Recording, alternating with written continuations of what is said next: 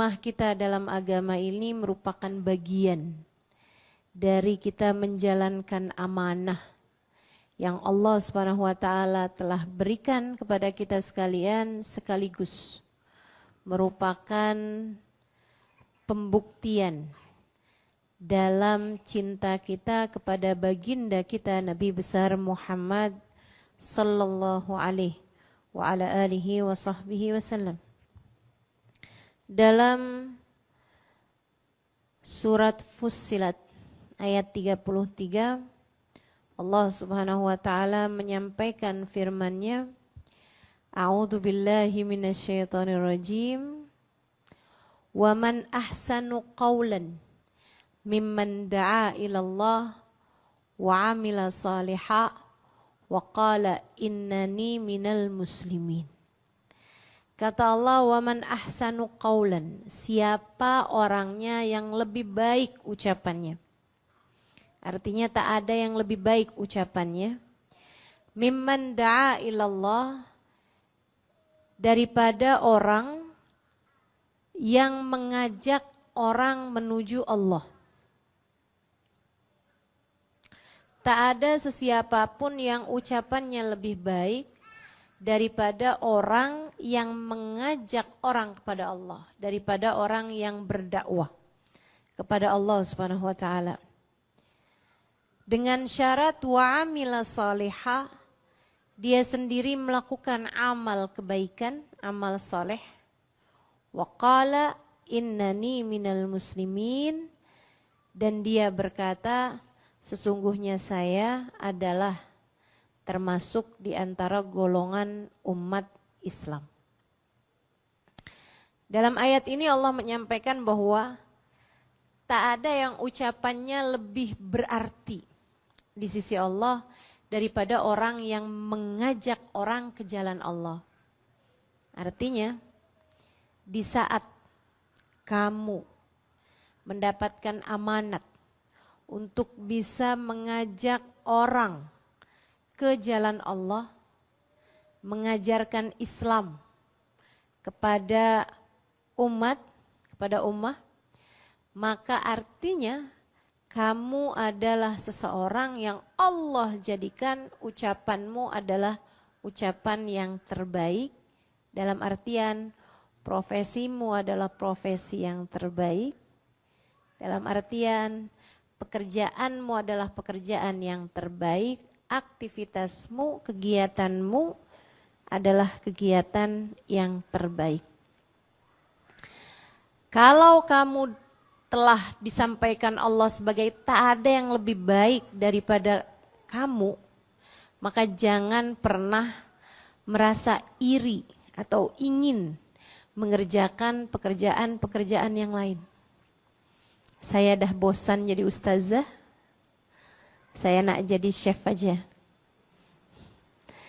Saya nak jadi tukang masak aja lah. Sepertinya lebih banyak mendatangkan keuangan misalnya begitu. Kenapa tak boleh?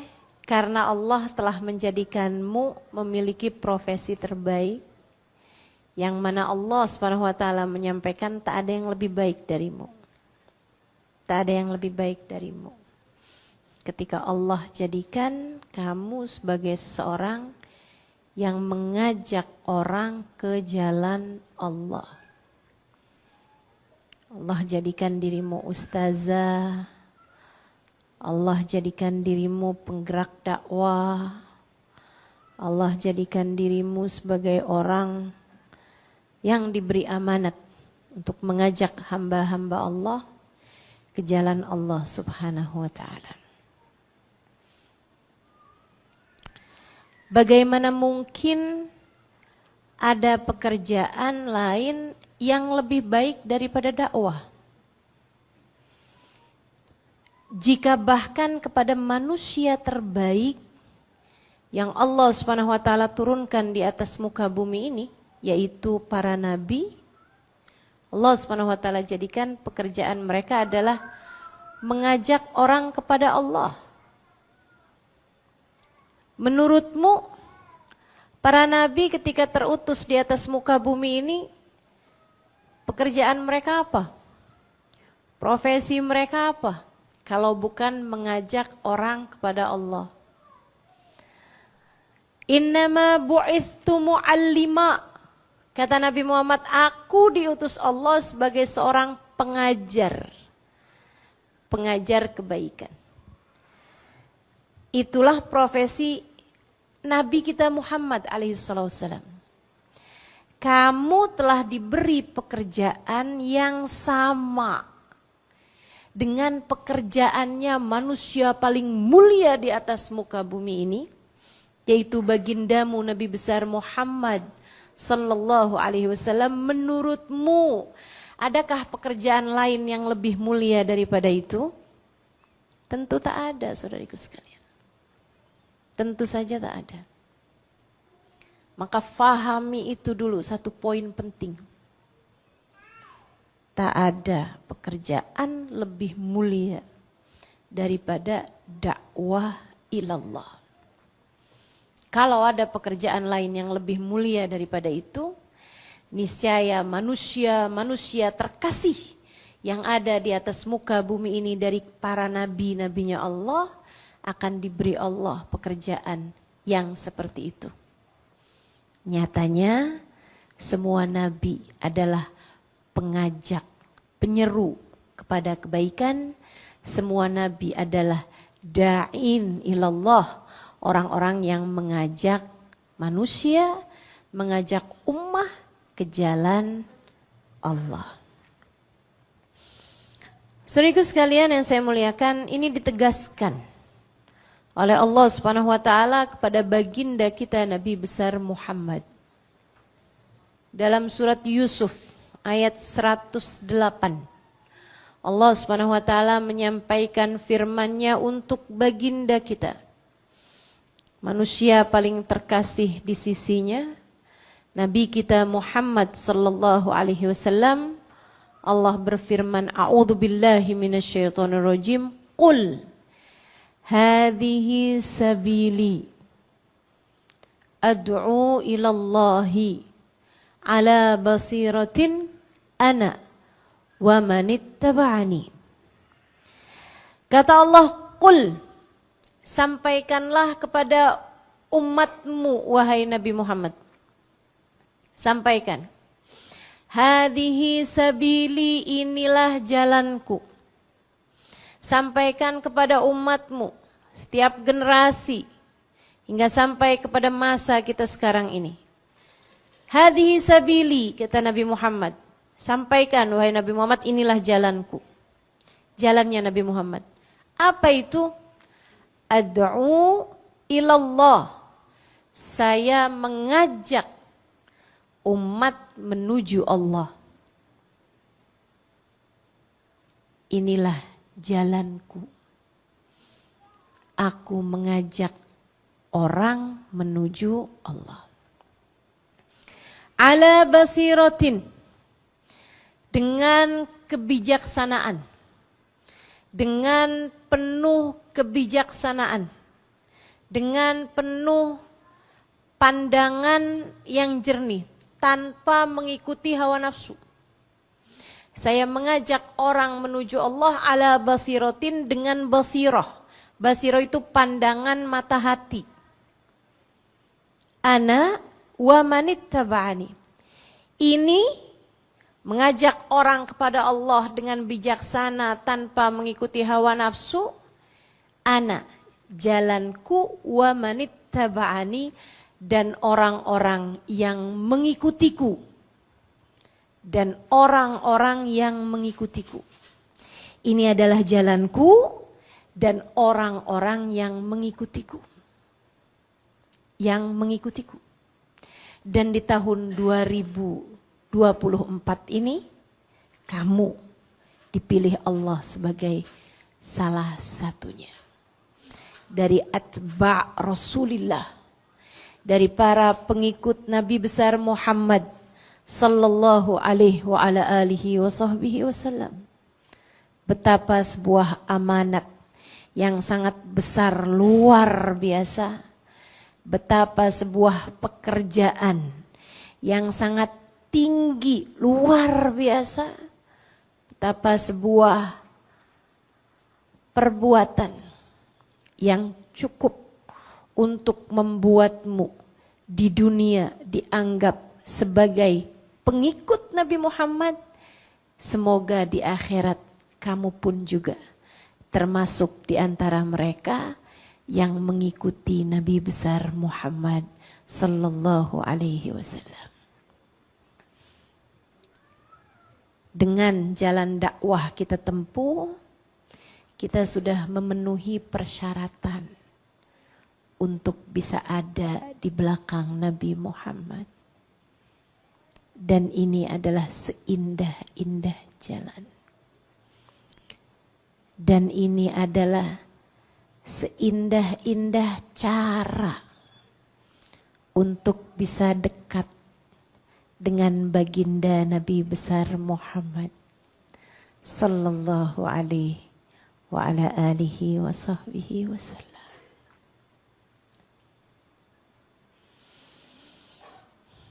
Sayyidina Ali bin Abi Thalib,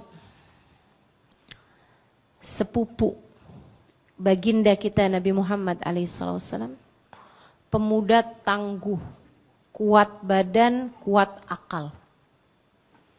Kuat badan, kuat akal, bersih hati. Karena terdidik di bawah asuhan baginda Nabi besar Muhammad sallallahu alaihi wa ala alihi wa sahbihi wasallam. Ia faham bahwa berjuang itu dengan dua jalan di masa itu.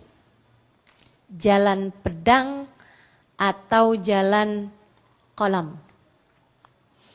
Jalan ilmu pengetahuan atau jalan berlaga di medan peperangan. Di masa itu keduanya diperlukan.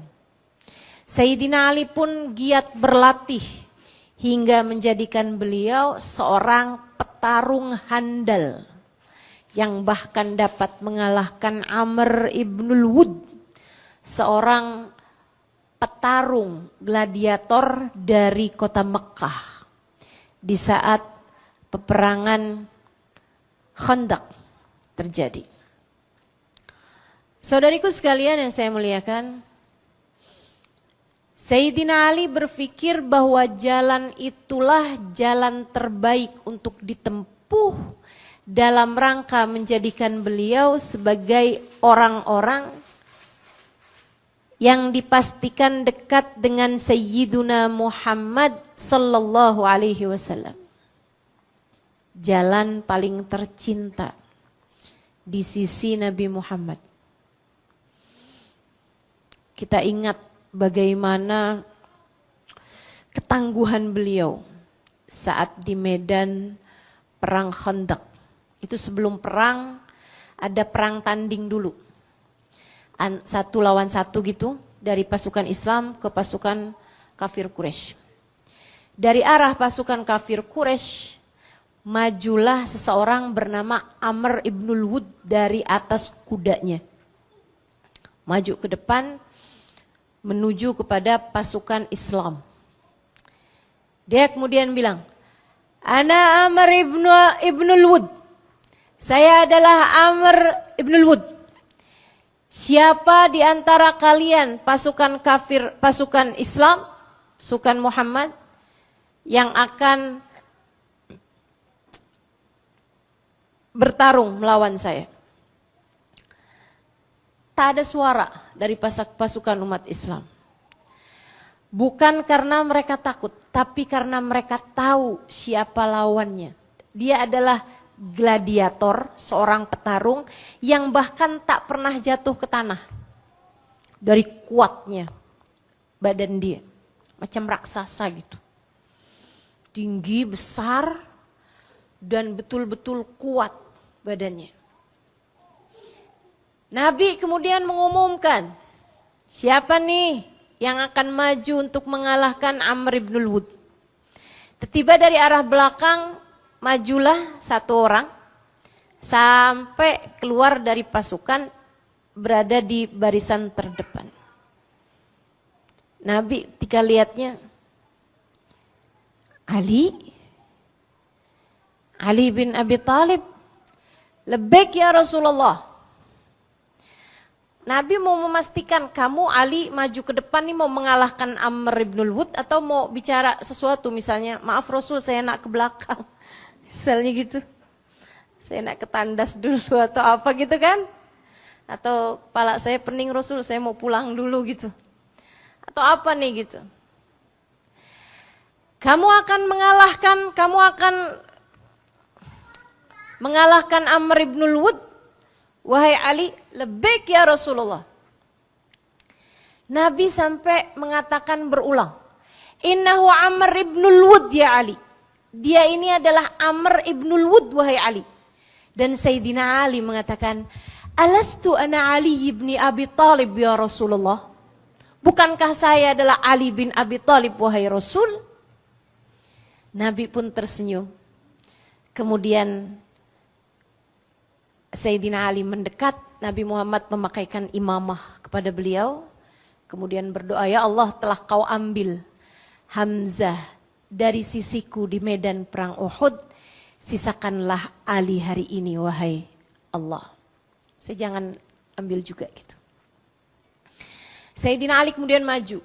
Amr ibn Wud tinggal lihatnya. Kamu Ali anaknya Abu Thalib itu kan? Ali, kembalilah Li. Kembalilah. Saya tak mau mengagetkan ayahmu dengan membunuh anaknya pada hari ini. Karena ayah kamu adalah kawan saya. Sayyidina Ali bilang, tapi saya ingin mengagetkan ayah saya dengan membunuhmu pada hari ini. Kuatan hati saudaraku sekalian. Sayyidina Ali maju. Kemudian dia bilang, Ali, kembalilah Ali. Sebelum saya berubah pikiran. Kata Sayyidina Ali, tapi saya memintamu untuk tidak kembali karena kamu berubah pikiran. Ali, jangan main-main. Wahai Ali, kembalilah. Saya tak mengerti kenapa pasukan Islam mengirimkanmu sebagai lawan saya. Tidakkah ada yang lebih besar darimu, wahai Ali? Sayyidina Ali bilang, wahai Amr ibnul Wud, untuk orang sepertimu tak perlu mencari yang besar, cukup Ali bin Abi Thalib. Kemudian Ali pun maju dan subhanallah, kekuatan iman Islam luar biasa. Sayyidina Ali membuktikannya hingga pada satu kesempatan sudah lama bertarung, tiba-tiba kemudian tak terlihat suasana perang karena debunya naik semua ke atas. Sampai ketika debu tersebut turun, tinggal tersisa satu orang aja yang sedang memegang pedang. Dan pedang tersebut adalah pedang bermata dua milik Ali bin Abi Thalib. Amr ibn Wud telah jatuh, tewas, bersimbah darah, terkalahkan oleh Ali bin Abi Thalib. Saudara sekalian, hingga saat perang Khaybar, Nabi Muhammad malam hari itu belum memutuskan siapa yang akan berperang menjadi pemimpin pasukan perang. Telah dikumpulkan pasukannya, tapi siapa pimpinannya? Malam hari itu sebelum besok paginya Nabi memberangkatkan pasukan perang Khaybar, Nabi Muhammad bilang, "Sa'util liwa'a ghadan ila rajul yuhibbullaha ta'ala wa rasulah wa yuhibbuhullahu ta'ala wa rasuluh." Esok hari bendera perang ini akan dipegang oleh seseorang. Dia cinta kepada Allah dan Rasulnya, dan dia dicintai oleh Allah SWT dan Rasulnya. Karena Nabi mengucapkan hal seperti itu, para sahabat semuanya ingin agar dia yang dipilih oleh Nabi sebagai pimpinan perang, karena sifat yang disampaikan Nabi Muhammad SAW. Sampai katanya Sayyidina Umar, ma kunna nuhibbur riyasah illa fi dzakal waqt. Saya tak pernah ingin menjadi seorang pejabat kecuali pada malam itu. Pada hari itu. Sampai sahabat ketika lewat di hadapan Nabi yang biasa-biasanya tak menyapa, yang biasanya malu-malu gitu. Mereka semuanya menyapa Rasul. Rasul. Siapa tahu Nabi Muhammad kemudian teringat dia dan besoknya mengangkat dia gitu. Karena sifat yang disampaikan Nabi, dia cinta kepada Allah dan Rasulnya. Itu sahabat semua merasa cinta kepada Allah SWT dan Rasulnya. Tapi wa yuhibbuhullahu ta'ala wa rasuluh, dicintai oleh Allah SWT dan Rasulnya. Siapa di antara kita yang pasti? Para sahabat pun merasa demikian. Kami tak pernah pasti apakah kami adalah seseorang yang dicinta Allah dan Rasulnya. Besok harinya Nabi malah mencari Sayyidina Ali, yang ternyata hari itu asabahur ramad. Beliau sedang dalam keadaan sakit matanya. Nabi minta dipanggil.